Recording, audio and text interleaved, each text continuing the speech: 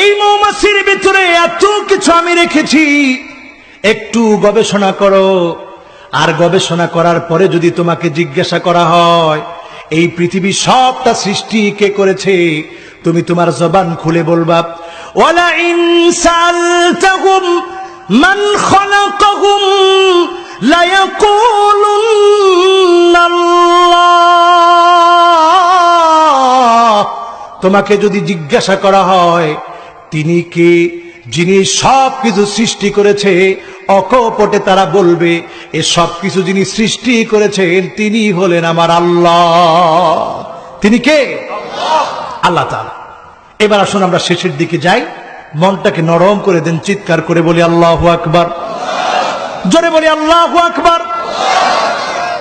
আমার ভাইরা মনটাকে নরম করে দেন।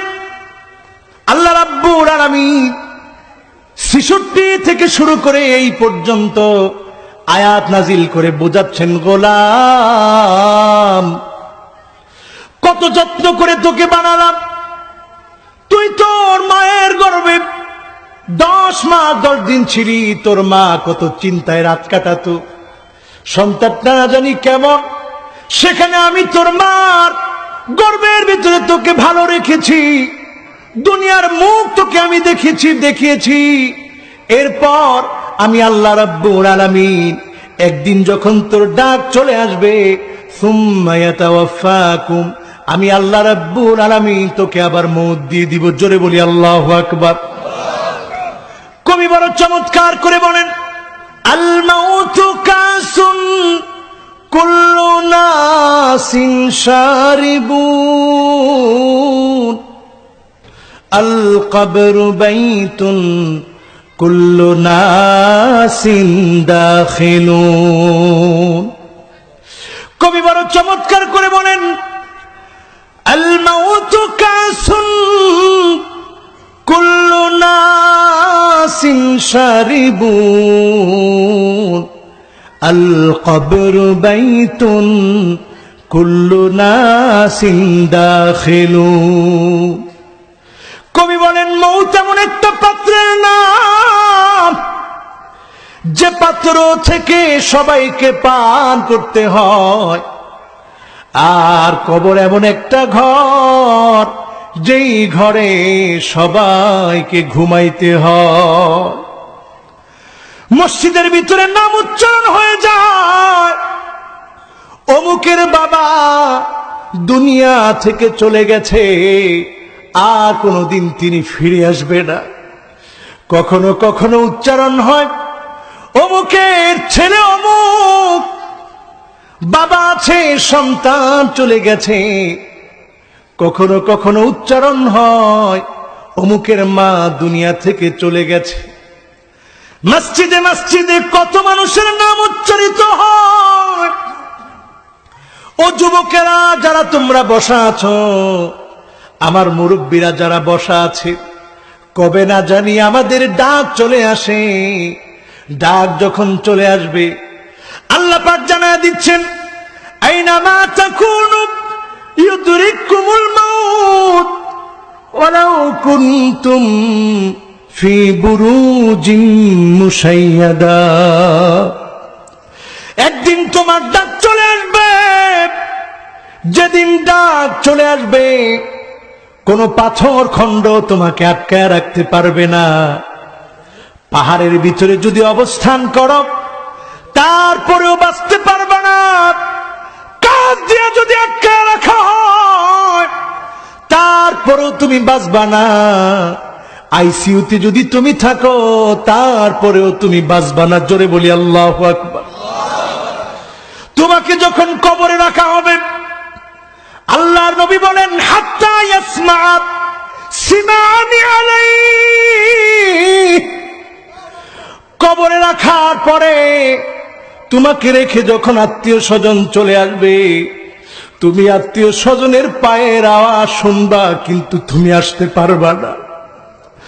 তুমি পাকড়াও হয়ে গেল, মাওলার পাকড়াও, এমন পাকড়াও তুমি হয়ে গেলা, আর কোনদিন ফিরে আসতে পারবা না।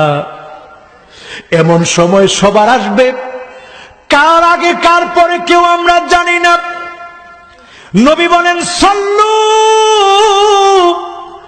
ক্বাবলান তুসাল্লা আলাইক, একদিন তোমার উপরে জানাজার নামাজ দাঁড়ায় যাবে, আত্মীয় স্বজনের চোখে পানি, সাদা কাফনের কাপড়ে তুমি জড়িত, তোমারে জড়ায় রাখবে, সবাই তোমার চেহারাটা দেখে বলবে হায় রে, গতকালও একসাথে দেখা হয়েছিল আজ চলে গেল।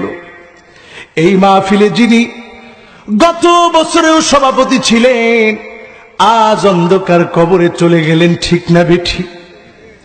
সবাইকে কবরে চলে যেতে হবে। কবরের মাটিটা কারো জন্য জান্নাতের টুকরা বাগান হবে, আর কারো জন্য হাফরুম মিন হুফারিন নার, জাহান্নামের খণ্ড টুকরা হবে। ফেরেশতা হাজির হয়ে যাবে, তিনটা প্রশ্ন করা হবে। ওই প্রশ্নগুলোর উত্তর যদি কেউ দিতে না পারে, আল্লাহর নবী বলেন ফেরেশতা তাকে আর ছাড়বে না। তিনটা প্রশ্নের উত্তর যদি দিতে না পারে, ফায়াদরিবুহু দারবাতাম বিল হাদিদ, লোহার হাতুড়ি দিয়া কানের মধ্যে এমন জোরে জোরে পিটাবে, লোকটা চিৎকার মেরে কানবে, তার কান্নার আওয়াজ কুল কায়নাত শুনবে, আকাশ জমিন থরথর করে কাঁপে তার আওয়াজ শুনে। ইল্লা সাকালাইন, দুটি সৃষ্টি শুনতে পারে না, একটা সৃষ্টি হলো মানুষ, আর আরেকটা সৃষ্টি হচ্ছে জিন। জোরে বলি আল্লাহু আকবার, আরো জোরে বলি আল্লাহু আকবার। আমার ভাইয়েরা, আমার বন্ধুরা, সে মৃত্যু নামক ধ্রুব সত্য, সত্যকে যদি আপনি চারটা ভাগে ভাগ করেন, এক নম্বরে সত্য, দু নম্বরে মহাসত্য, তিন নম্বরে চিরসত্য, চার নম্বরে ধ্রুব সত্য। এমন মহাসত্য, ধ্রুব সত্য, চিরসত্য সত্য, যার নাম হচ্ছে মৃত্যু। সেই মৃত্যু থেকে কেউ পালাতে পারে না, ঠিক না বেঠি? এজন্য আল্লাহ রাব্বুল আলামিন বলেন আইনামা তাকুনু ইউদরিকুমুল মাউত ওয়ালাউ কুনতুম ফি বুরুজিম মুশাইয়াদা, তোমরা যেখানেই থাকো না কেন, মৌত যেদিন তোমাদেরকে পাকড়াও করবে, ওই মাউতের হাত থেকে কেউ রেহাই পাবে না। জোরে বলি আল্লাহু আকবার। বিশ্বনবী যখন ইন্তেকাল হয়ে আল্লাহ রাব্বুল আলামিনের কাছে চলে যাবেন, আল্লাহ নবীর কথা কল্পনা করেন, বিশ্বনবীর চেহারাটা গেমে যাচ্ছিল। হযরতে আয়েশাকে ডেকে বললেন, আয়েশা, একটা পাত্রের ভিতরে পানি দাও। হযরতে আয়েশা একটা পাত্রের ভিতরে পানি দিলেন। আল্লাহর নবী, বিশ্ব নবী ইন্তেকালের পূর্বে নিজের হাত মোবারক পানিটার ভিতরে রাখলেন, চেহারার ভিতরে পানিটা দিয়ে বারবার মুছলেন আর বললেন, ইন্না লিল মাউতি লাসাকারাত, মৌতের ভিতরে যন্ত্রণা, মৌতের ভিতরে যন্ত্রণা। আল্লাহর নবীর মৌতের সময় যদি যন্ত্রণা হয়, আমার নবী যদি মৌতকে যন্ত্রণা মনে করে, ও মুসলমান, আল্লাহ বুঝায় দিলেন, গোলাম, যেই রুহটা তোমার ভিতরে দিলাম, সেই রুহটা যেদিন টেনে টেনে বের করা হবে, যন্ত্রণা হবে, কষ্ট হবে। একটা তেলা পোকাকে যখন মারেন আপনি, তেলা পোকাটা মরার আগে ঘুরে ঘুরে মরে, কতবার ঘুরে, সামনে দৌড় দেয়, পিছে দৌড় দেয়, এরপরে মারা যায়। ও মানুষ, তুই যেদিন মরে যাবি, তোর যন্ত্রণা হবে, কষ্ট হবে। যন্ত্রণা হওয়ার পর, কষ্ট হওয়ার পর নিশ্চিত তোর মৃত্যু হবে। তোর মৃত্যুর পর তুই যদি নেককার হস, আমি আল্লাহ পাক হিসাবের আগ পর্যন্ত ওই নতুন জামাইয়ের মতো তোর ঘুমের ব্যবস্থা করে দিব। জোরে বলি সুবহানাল্লাহ।